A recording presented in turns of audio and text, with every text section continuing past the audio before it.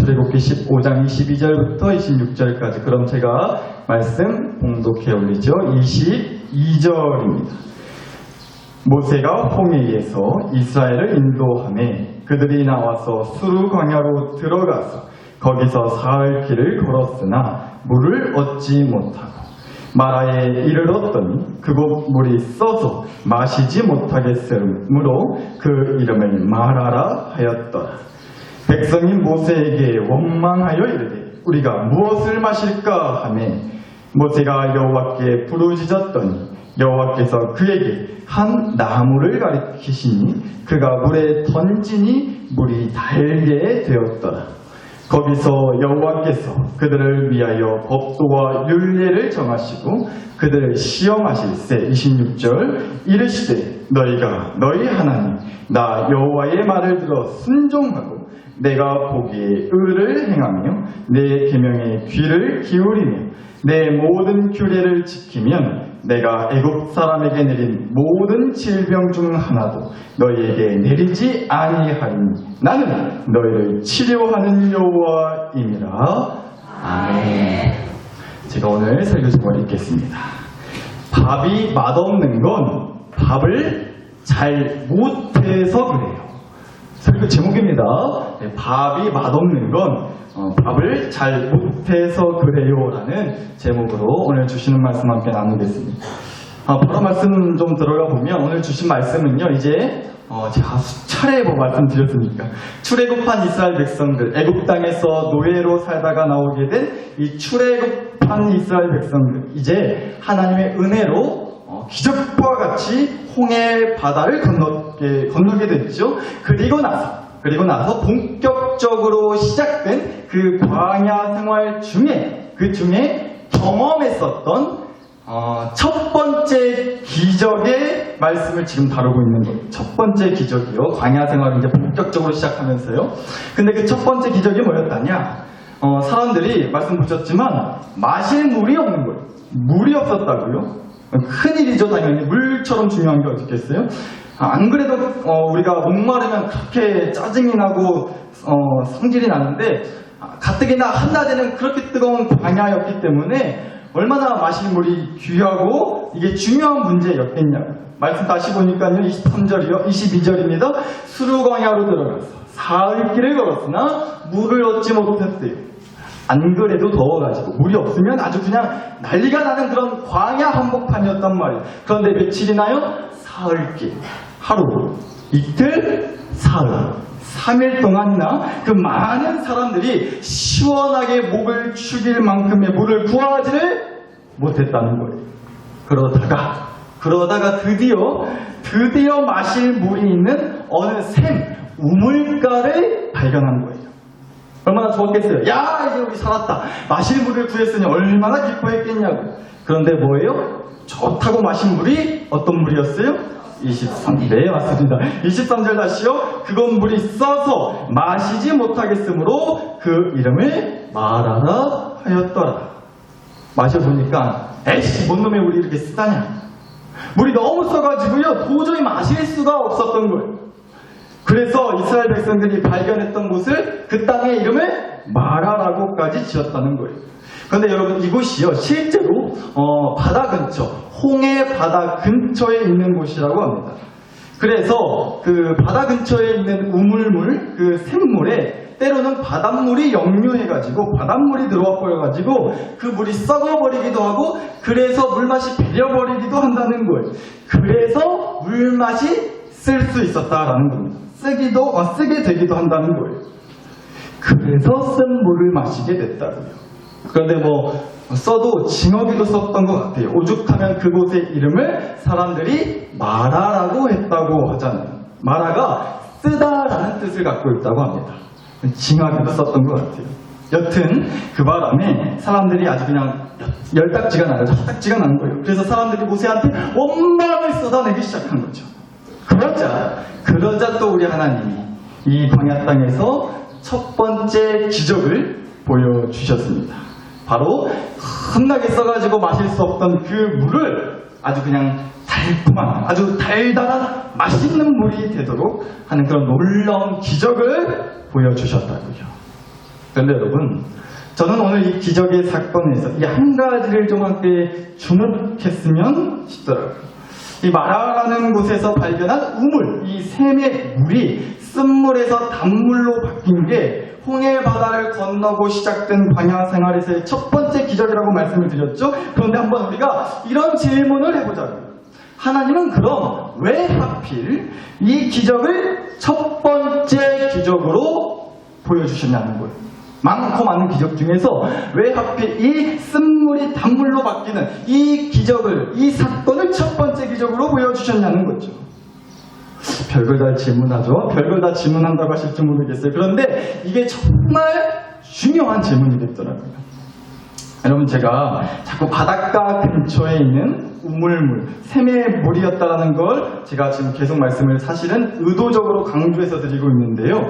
여기서 우물, 샘이라는 단어가요, 히브리어, 그러니까 이 출애굽기 말씀이 쓰여졌던 원래 언어인, 원래 우리나라 말로 쓰여진 게 아니에요. 히브리어라는 언어로 쓰였는데 이 샘, 우물이라는 히브리어가요, 아인이라고 합니다.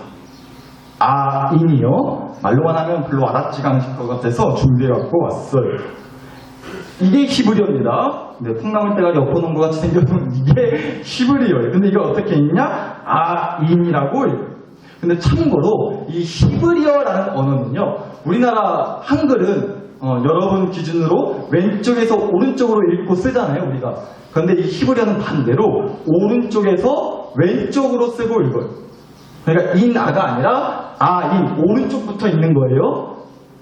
이게 제가 네모 쳐놓은 게 아라고 있는 거고요. 여기가 인이 되는 거예요. 그래서 아인이라고 읽어요. 오른쪽부터 해가지고 그냥 아시라고. 별로 중요한 건 아닌데 이 아인이라고 하는 히브리어가 우리나라 말로 바로 샘, 우물이라는 뜻을 갖고 있다고 합니다. 그런데 여러분, 정말 희한하게도요, 찾아보니까 희한하게도 눈 있잖아요. 눈. 겨울에 하늘에서 내리는 눈 말고요, 우리 얼굴에 있는 이 눈, 우리식으로 하자면 눈가락, 예, 이 눈이요, 히브리어로 하면 이 샘 우물과 똑같은 아인이라고 합니다. 그러니까 아인이라는 히브리어가 있는데 그 아인이 샘, 우물이라는 뜻도 있고 우리 얼굴에 있는 눈이라는 뜻도 가지고 있다는 거예요. 그러니까 얘기하자면 이렇게 되는 거죠. 하나님이 광야 땅에서 보여주셨던 그 첫 번째 기적의 사건, 샘물의, 그 우물의 물이 쓴물에서 단물로 바꿔주셨던 그 사건은요, 다시 말하면 이스라엘 백성들의 그 믿음과 신앙의 눈을 바꿔주신 사건이기도 했다는 겁니다. 애국 땅에서 400년을 넘도록 지냈던 이스라엘 백성들의 어쩌면 탁해지고 흐려져 버렸을지 모르는 그 영적인 눈을 바꿔주신 사건이라는 거죠. 마치 어찌할 수 없는 그 바닷물 때문에 쓴물이 되어버렸던 마라의 그 샘, 우물과 마찬가지로 어찌할 수 없는 애국 나라의 지배 속에서 한없이 쓰디쓴 인생을 살아갔던 인생, 어떠한 희망도 소망도 기쁨도 없는 그렇게 징그럽게 쓰기만 한 인생을 살았던 이스라엘 백성들의 삶을, 그래서 어쩌면 영적인 눈에 한없이 쓴 눈물이 흐르고, 그래서 당장의 그 현실의 문제 앞에 어떠한 소망과 믿음을 품기보다는 언제나 원망과 불평을 쏟아내기 바빴던, 그렇게 탁해져 버린, 무뎌져 버린, 감겨져 버린 이스라엘 백성들 그 영적인 눈을 바꿔주신 사건, 그 사건이 바로 이 마라의 쓴물이 단물로 바뀌는 기적의 사건이었다는 거죠. 어쩌면 그런 의미도 있지 않았겠냐고요. 그래서 무엇보다 하나님은 가장 먼저 이 아인, 우물의 물을 쓴물에서 단물로 바꾸시는 그 기적을 통해 아인, 이스라엘 백성들의 영적인 눈부터 바꿔줘야겠다는 그러한 마음으로 이 사건을 첫 번째 사건으로, 첫 번째 기적으로 그렇게 보여주신 게 아니겠느냐라는 겁니다. 그런데 여러분, 여기서 한 가지만 더 생각해 볼게요. 그렇다면 우리 하나님은 대체 우리의 눈을, 또 이스라엘 백성들의 그 영적인 눈을 어떻게 바꾸려고 그렇게 하신 것일까? 이게 또 중요한 질문이겠더라고요. 한번 25절 다시 한번 보실까요? 25절입니다. 모세가 여호와께 부르짖었더니 여호와께서 그에게 한 나무를 가리키시니 그가 모세가 물에 던졌어요. 그랬더니요 물이 달게 되었더라. 거기서 여호와께서 그들을 위하여 법도와 율례를 정하시고 그들을 시험하실세라고 되어 있죠. 그러니까 여러분, 하나님이 그 마라의 샘 우물에 있는 쓴물을 단물로 바꾸실 때 딱 한 가지 시키셨다는 거예요. 한 가지 시키셨어요. 뭐요? 모세한테 우물에다가 그 물에다가 뭐를 던져라? 나무 막대기를 던지라고 그거 하나 시키셨다고. 여러분 이걸 뭐라 그러는지 아세요? 26절 한번 잠깐 보실게요. 이르시되 너희가 너희 하나님 나 여호와의 말을 들어 뭐하고 순종하고. 이걸 교회에서는 바로 순종이라고 합니다. 하나님의 말씀을 듣고 그대로 지켜 행하는 것. 하나님의 말씀 따라 진짜 그렇게 사는 것. 이걸 순종이라고 한다고요. 여러분 저희 집 딸내미가 어린이집에서 내주는 숙제가 있어요. 그러면 자기 전에 꼭 잊지 않고 숙제를 하라고 시키거든요. 그럼 제 앞에다가 앉혀놓고 이제 숙제를 하기 시작해요. 그러면 제 딸애가 아주 그냥 하기 싫어가지고 온몸 막 그냥 오징어 막 꼬듯이 pit골고 하기 싫어가지고 막 이런단 말이에요. 난리도 아니야 하기 싫어가지고. 그 모습을 보면서 제가 애저녁에 진작에 마음을 접었습니다. 하나님, 얘는 공부는 아니군요. 네, 마음 접겠습니다. 그러고요, 하루는 제 딸한테 물어봤어요. 제 딸들한테 물어봤는데요. 이렇게 물었어요. 너 꿈이 뭐야? 꿈이 뭔데? 라고 물었거든요. 그랬더니 대뜸 화가가 되고 싶대요. 어린 꼬맹이 여자애들이다 보니까 그림 그리는 거 얼마나 좋아하는지 몰라요. 그래서 자기는 나중에 그림 그리는 사람이 되고 싶대요. 화가가 되고 싶다고 그러더라고요. 그런데 저희 둘째 딸내미는 대뜸 이러는 거예요. 나는 머리 자르는 사람이 되고 싶대요. 미용사 말이에요. 미용사. 뜬금없이 왜 갑자기 무슨 미용사? 뭐 인형놀이 하면서 머리 막 이렇게 하는 거, 뭐 여자애들답게 그런 것 때문에 그런 것 같아요. 그래서 제가 하도 뜬금없어가지고 그래도 대뜸 다시 이렇게 물어봤어요. 왜 미용사가 되고 싶은데? 라고 물었거든요. 제 딸애가 대답을 하는데 진짜 그 순간 눈물이 날 뻔했습니다. 이러는 거예요. 나중에 아빠 머리 이쁘게 깎아주려고? 그 말을 듣는데요. 이 어린 딸내미가 아빠를 생각해서 이 기특한 이 마음으로 아빠 머리 이쁘게 깎아주겠다고 하는 그 말에 너무 감동이 되고 기특해서 눈물이 나는 게 아니고요. 아이고 어쩌면 좋을까. 나중 가면 머리 툭 빠져서 이쁘게 깎아서 머리도 없을 텐데 이 걱정이 앞서는 거예요. 기도하게 되더라니까요. 하나님 부디 이 머리 위에 부흥의 역사를 내려주시옵소서. 머리가 있어야 이쁘게 깎아주든 따주든 뭘 해도 하지 않겠습니까? 딸내미 소원이라는데. 이런 기도가 절로 나왔습니다. 정말로 했습니다. 그 기도 그리고. 그랬다니까요. 근데 여러분, 하다못해 그렇게 7살, 5살 먹은 꼬맹이들도 자기 꿈이 있어요. 그러니까 자기가 하고 싶은 게 있고요. 반대로 말하면 하기 싫은 게 있다고요. 화가는 되고 싶고 미용사는 되고 싶은데 공부는 하기 싫은 거예요. 공부하자고 하면 온몸을 빗대고 하기 싫어서 죽으려고 그런다고요. 자기가 하고 싶은 것만 하려고 그러고 하기 싫은 건 죽어도 하기 싫은 게 우리 마음이라는 거죠. 그런데 순종은 그런 게 아니라는 거예요. 26절 마저 보실게요. 둘을 시험 26절입니다. 이르시되 너희가 너희 하나님 나 여호와의 말을 들어 순종하고 내가 보기에 의를 행하며 내 계명에 잠시만요. 제가 말씀을 더 기울여 내 계명에 귀를 기울이며 내 모든 규례를 지키며 여기까지요. 다시 보시면 나 여호와의 말을 들어 순종하고 나 하나님 내가 보기에 의를 행하며 내 계명에 귀를 기울이며 내 모든 규례를 지키며이라고 했어요. 여기서 나, 내라고 할 때 이 나, 내가 누구실까요? 하나님이시죠.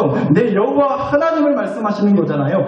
그러니까 순종이라는 건요, 내 뜻, 내 꿈, 내가 하고 싶은 거대로 하는 게 아니라 한 10개 중에 5개는 그래도 내가 하고 싶은 대로 하는 게 아니라 온전히 하나님의 말씀만 듣고 그 말씀에 귀 기울이고 하나님 보시기에 옳은 대로 행하고 하나님 말씀 지키면서 사는 것, 이게 바로 순종이라는 겁니다. 그런데 이렇게 순종하면 어떻게 된다는 거예요? 26절 또 마저 보시죠. 내 모든 규례를 지키면 내가 애굽 사람에게 내린 모든 질병 중 하나도 너희에게 내리지 아니하리니 나는 너희를 치료하는 하나님 여호와임이라. 아멘. 쉽게 말해서 내 말 다 지키면, 니네가 내 말에 순종하면 내가 절대로 너희한테는 애굽 땅에서 내렸던 애굽 사람들에게 내린 그 질병, 그 재앙 하나도 너희에게는 내리지 않을 거다. 너희한테는 없을 거다. 나는 이들을 치료하는 하나님인 걸 반드시 보여주었다. 이 말씀이시라고요. 이러셨다고. 그런데 여러분, 너무나 놀랍게도 앞으로 그래 주시겠다는 게 아니라 이미 보여주셨어요. 이 하나님을, 치료하는 하나님. 어떻게 해요? 뭘로요? 말씀 보셨어요. 마라 우물가의 그 샘물, 쓴물이었잖아요. 마실 수 없는 물이었단 말이에요. 쓴물, 상한 물, 썩은 물 마셨다가 누구라도 하나 배탈이 났을 수도 있고요. 몸에 그 물 먹고 나서 이상한 거 나가지고 피부병 걸린 사람도 있었을지 모르겠어요. 아니면 혹시라도 마시는 물이 없어서 3일 동안 마실 물이 없어서 탈수가 와가지고 하나 둘씩 그렇게 픽픽 쓰러졌을지도 모르겠어요. 그리고 무엇보다 영적인 눈이 망가져서 영적인 절망과 좌절과 우울의 깊은 병에서 시름시름 앓고 있었단 말이에요. 애굽 땅에서는 신처럼 떠받들었던 그 단물, 나일강의 물도 마실 수 없는 쓴물, 핏물로 바꾸셨었지만 사랑하는 하나님의 백성에게는 몸의 병을 가져다주는 그 쓴물을, 영적 눈이 어두워져서 쓰디쓴 인생을 단물로 바꿔주시고 그들을 살려주시고 또 살아가게 해주시는 그 기적의 하나님이 함께함을 보여주셨잖아요. 이미 벌써. 그런데 이 놀라운 반전의 역사를 가져다준 원인이 뭐였다고요? 이게 더 중요해요? 뭐였어요? 그 원인이 어디 있었어요? 모세야, 저짝에 있는 저 나무 막대기 하나 가져와갖고 저기 우물에다 던져라. 이거요. 이 말씀이요. 그런데 그 말씀 하나에 순종했던 거, 혹시 의심스러웠을지라도 순종했던 거 하나가, 에이 뭐 이런다고 쓴물이 단물로 바뀌겠어? 혹시나 싶어가지고 그냥 하는 척만 하고 말았던 게 아니라, 혹시나 싶었다 하더라도 말씀 따라 행했던 그 순종의 행동 하나가 놀라운 반전과 기적의 역사의 원인이 되었다는 거예요. 오늘 우리가 기억했으면 하는 건 바로 이거라는 겁니다. 따라서 오늘 설교의 결론입니다. 사랑하는 나사렛 교회 식구 여러분, 모든 결과에는 반드시 그 결과를 가져다주는 원인이 있는 겁니다. 다시요. 모든 결과에는 반드시 그 결과를 가져온 원인이 있다는 거예요. 제가 지금 관계성을 딱 세게 쳤기 때문에 소리가 나는 거죠. 깨시라고 친 건 아니에요. 여튼간에 모든 결과에는 원인이 있다고. 약간 죄송해요. 깜짝 놀라셨죠? 제가 마이크에 소리를 질렀기 때문에 큰 소리가 나는 거예요. 모든 결과에는 반드시 그 결과를 가져다온 원인이 있단 말이에요. 그렇잖아요? 여러분 평생의 기도 제목 이거지 않아요? 이거지 않을까라는 생각이 들어서, 특히 우리 여자 성도님들 다이어트, 살 빼는 거, 그렇게 안 빼지는 그 살 빠지게 해달라고 우리가 그렇게 매일같이 기도하잖아요. 제가 그 비법을 알려드릴까요? 오늘 잘 오셨어요. 아무튼 추석 지나고 나서 맛있는 거 많이 드셨을 것 같아요. 이제 또 다이어트 시작해야죠. 내일부터. 근데 이 다이어트하는 비법을 알려드릴게요. 그 비법이 무엇이다냐? 바로 이거예요. 덜 잡수시고 더 움직이시면 돼요. 더 잡수시고가 아니에요. 덜 잡수시고 더 움직이시면 된다고요. 우리 학생들 공부 잘하는 비법 알려줄까요? 공부 잘하는 비법. 관심 없죠? 알려줄게. 그래도 공부 잘하는 비법 뭐냐? 덜 쳐놀고 더 공부하면 돼요. 간단하잖아. 그치? 쉽잖아. 그쵸? 덜 쳐놀고 더 공부하면 돼요. 얼마나 간단해. 이보다 쉬운 게 어딨어요. 그쵸? 얼마나 간단해. 그렇잖아요. 그런데 여러분, 말은 쉬운데 다 아는데 그게 안 되는 게 문제잖아요. 먹고 싶고 놀고 싶고 아는데 안 되는 게 문제라는 거죠. 그렇게 모든 결과에는 원인이 있다니까요. 먹었으니까 찌든 거예요. 놀았으니까 점수가 긍정이죠. 모든 결과에는 어쩔 수 없어요. 원인이 있을 수밖에 없다고요. 여러분 오늘 설교 제목이 이래요. 밥이 맛없는 건 밥을 잘 못해서 그래요. 밥이 맛없는 건 밥을 잘 못해서 그런다고요. 간혹가다 이러시는 분들이 계시는 것 같더라고요. 유독 그런 분들이 계세요. 밥이 반찬도 반찬이지만 밥이 그렇게 맛없게 나오면 밥이 맛없으면 그렇게 승기를 내시고 막 성과를 내시는 분들이 그런 남편들이 더러 계시더라고요. 회개합니다. 제가 그래요. 간혹 여러분 집에 신방을 가면 너무나 감사하게도 음식을 대접해 주실 때가 있는데 그럴 때는요 먼 밥을 줘도 제가 맛있게 잘 먹어요. 머슴밥처럼 그냥 고구 한가득 담아주셔가지고 탑 쌓듯이 두 그릇 세 그릇 주시는데 밥이 질든 꼬든 밥이든 일단 맛있어요. 왜? 진짜로 감사하거든요. 그러니까 제가 밥 가린다고 혹시라도 오해하지 마시라는 거예요. 근데 또 진심으로 회개하자면 제 아내가 해주는 밥은 또 그냥 안 넘어가지더라고요. 어쩌다가 밥이 조금 거시기 하다 싶으면요 정말 감히 겁도 없이 제가 화 있을진저 겁도 없이 밥이 이게 뭐냐고 나 부침밥 싫어하는데 밥이 왜 이 모양이냐고 그렇게 감히 겁도 없이 소리를 낼 때가 있어요. 그럼 제 아내가 참다 제 아내도 한 소리 하죠. 그럼 당신이 알아서 밥 풀어보라. 그렇게 뭐라 해요. 그러면 그때라도 정신을 차리고 천부여 의지 없어서 손들고 옵니다. 회개하는 심정으로 아무 말 말고 그냥 주는 대로 쳐먹으면 되는데 꼭 눈치 없이 이럴 때가 있던 거예요. 당신이 밥하가니 쿠쿠가 하지?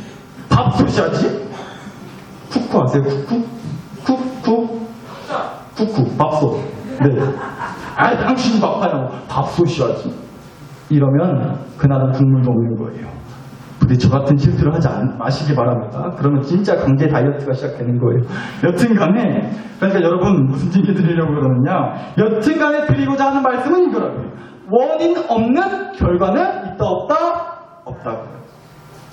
밥이 맛없게 된 거는 밥을 좀 잘못해서 그래요. 살이 찐 건 먹어서 그래요. 성격이 그런 건 공부를 열심히 안 해서 그런 거겠죠. 모든 결과에는 반드시 그 결과를 가져다 온 원인이 있단 말이에요. 따라서 말씀을 드리는 겁니다. 사랑하는 나사렛교회 식구 여러분, 결과를 바꾸기 원하세요? 결과를 바꾸기 원하시죠? 우리도 좀 쓴물이 단물로 바뀌는 그런 놀라운 결과를 원하잖아요. 그러면요 무엇보다도 원인을 바꾸셔야 돼요. 원인을 바꾸셔야 된다고요. 열매를 얻고 싶으세요? 그러면 씨앗을 심으세요. 깨진 관계를 회복하고 싶으세요? 그러면 관계를 깨뜨린 원인을 바로잡으시면 돼요. 내 삶의 결과가 달라지기 원하세요? 그러면요 내 삶에 하나님이라는 원인을 심으시면 됩니다. 우리 어린 학생들 중에, 우리 교회 말고요, 우리 어린 학생들 중에 너무나 자랑스럽게도 반에서 1등하는 친구들이 있어요. 뒤에서 꼴등하는 친구들이 있잖아요. 어느 반이라고 꼴등하는 친구들이 있을 거 아니에요. 근데 여러분, 꼴등하는 친구가 꼴등한다고 생각 없이 사는 것 같죠? 꼴등한 애들 보면은 쟤는 뭐 이렇게 저렇게 생각 없이 사는지 모르겠다. 생각 없이 사는 것 같지 않으세요? 맞아요. 생각 없이 살아서 그래요. 근데 질문이에요. 그 학생이 미래도 없어요? 미래도 없나요? 맞아요. 한번 꼴등한다고 평생 꼴등이에요? 그럴 수도 있어요. 무조건 긍정적으로만 얘기 안 드릴게요. 현실적으로 얘기해야죠. 그런데 여러분, 이렇게 얘기하자는 겁니다.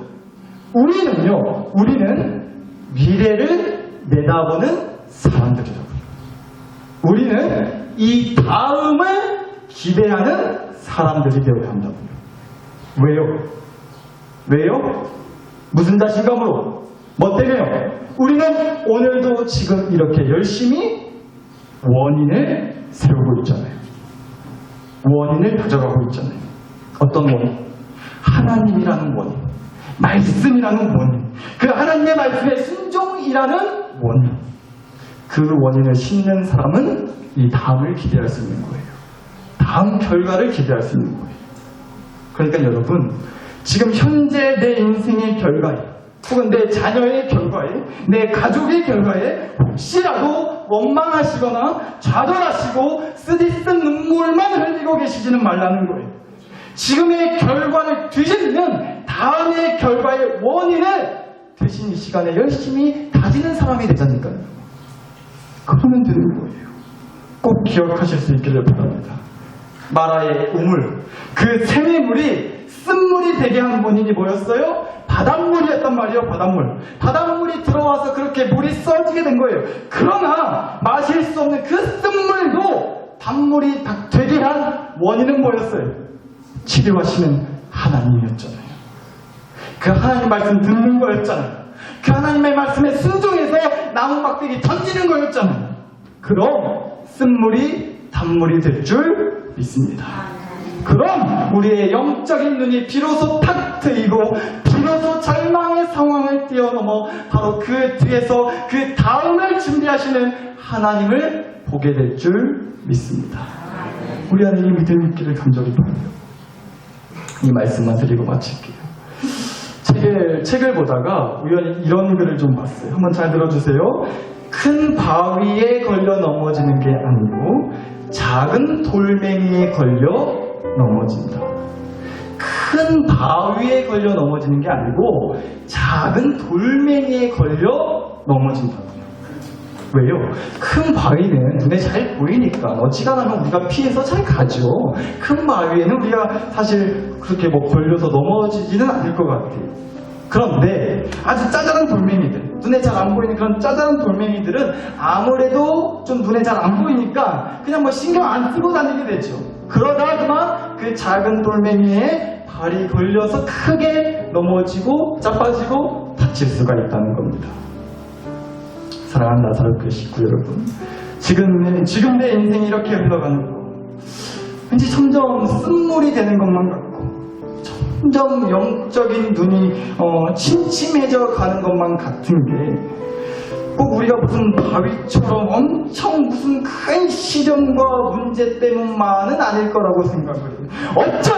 어쩌면 짜잘한 돌멩이처럼, 그냥 작은 돌멩이처럼 별로 그렇게 대수롭지 않게 여겼던 것들, 그 작은 것들이 원인이 돼서 혹시 이렇게 된 건 아닐까 싶다는 거죠. 이 시간 깊이 생각해 보셨으면 좋겠습니다. 그러니까 유심히 잘 들여다보자는 거예요. 내 삶을 흔들고 결정하는 순간순간 했던 그 결정들, 행동들, 말들이 과연 내게 좋은 결과를 가져다 주는 원인들이었는지, 과연 순간순간마다 하나님의 말씀에 순종하는 그 나무 막대기 하나가 그 원인들에 있었는지 솔직하게 한번 들여다봤으면 좋겠어요. 그리고 이 시간 함께 기도하기를 원합니다.